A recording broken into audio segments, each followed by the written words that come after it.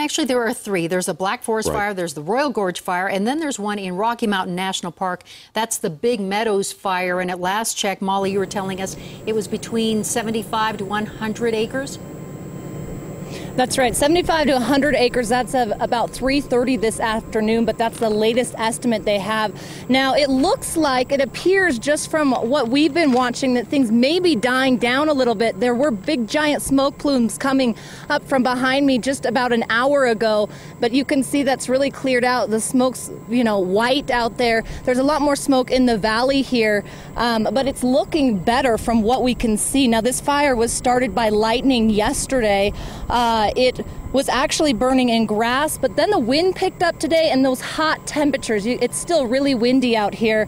Also, it forced the fire into an area that's 70 to 90% beetle kill. So you can imagine that just really fueled the flames. We do know that smoke jumpers were called in from Idaho. Hopefully they're getting a handle on this. They do also have a Type 2 team ordered as well. It's burning on the west side of the park.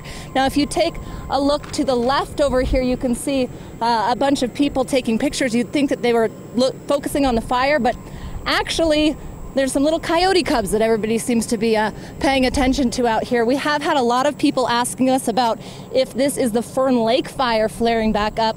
A lot of people concerned about this, and we keep telling them no, this is in a very remote area on the west side of the park. Now, listen to what one hiker told me as he came down the Ute Trail today.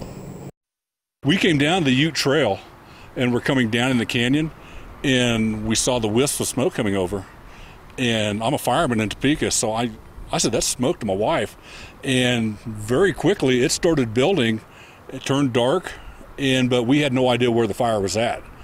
And so we really pushed hard on our hike, and probably a little harder than we should have to get out of there.